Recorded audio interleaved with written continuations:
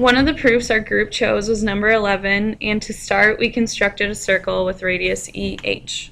Our second step was to create a diameter and label the third point G.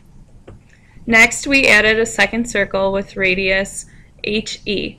We now know that the circles are congruent because line segment EH will be congruent to line segment HE because of the reflexive property. We're also going to label the top point where the circles intersect F. The next thing we do is draw a radius from E to F. Then we drew the perpendicular bisector of line segment EH, where the perpendicular bisector and line segment EH intersect will be labeled K, and we also labeled where the perpendicular bisector and the circles intersect J. Next we drew line segments GF and line segment HF. We now know that line segment GE will be congruent to line segment EF, which will be congruent to line segment FH, which will be congruent to line segment EH because they are all radii of congruent circles. We've now highlighted triangle FKE to show which triangle we are using to prove the theorem. We've also added extra labels A, B, and C. GE and line segment EF will both be C because they are congruent lines. Line segment FK will be A because it's its own line segment.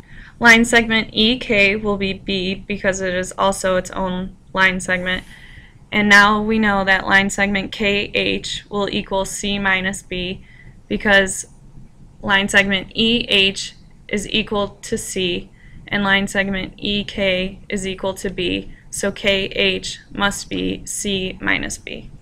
By a right triangle theorem, we know that the altitude drawn to the hypotenuse will create two similar triangles. The triangles will be triangle FKG is similar to triangle HKF. We now know that the ratios are the same because they are similar triangles.